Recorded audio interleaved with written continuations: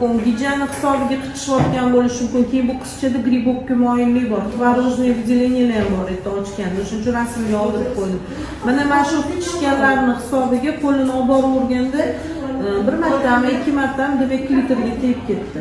Tekkandan keyin demak o'shani chustvasi bolaga yoqdi. O'shuning hisobiga bu narsani bu bilib qilmaydi. Mana hozir adasini jahli chiqib ketyapti, ish qalansa boshqasi bolani urib kaltaklab shunaqa holatlarda olib kelishadi. Erkaklar tushunmaydi-da bu narsani.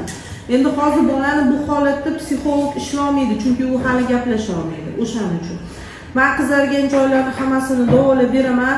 Sizlar buni yolg'iz qoldirmaslikka harakat qilasizlar.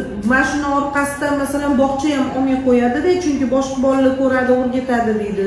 Bu ham bilib qilmayapti u narsani. Endi tellab ketayotgani boshqasi, o'sha klitorga tegani hisobiga mana shu detskiy analizm kelib chiqdi bolada. 3,5-4 yoshga borib, o'sha gaplasha olishni boshlagandan keyin detskiy psixolog ozgina ishlaydi. Yoki bu chalg'itseli butun umrga yo'q bo'lib ketishi mumkin, yoki mana shu narsa butun umrga shu qizda qolib ketishi mumkin. Mana bitta patsient kelyapti, aytyapti, "Opa, bu nasliy holatmi?" deyapti.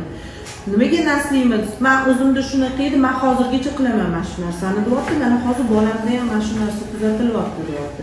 Buni bir minusi nima bo'lishi mumkin? Shu qiz masalan turmushga chiqqandan keyin jinsiy hayotda qoniqmasligi mumkin.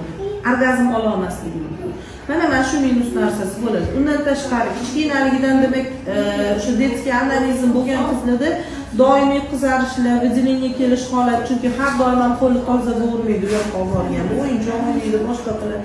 Gijidan qutulish uchun mana shu uyda nechta bola bo'lsa, hammasini demak axlatib tekshiriladi. Bitta adres beramiz, davlat joyga borib tekshirtirib kelasizlar. Ana o'sha atletiga qarab gijani ham sizlar davolayverasizlar. Bu yoqda ham qizargan, griboklar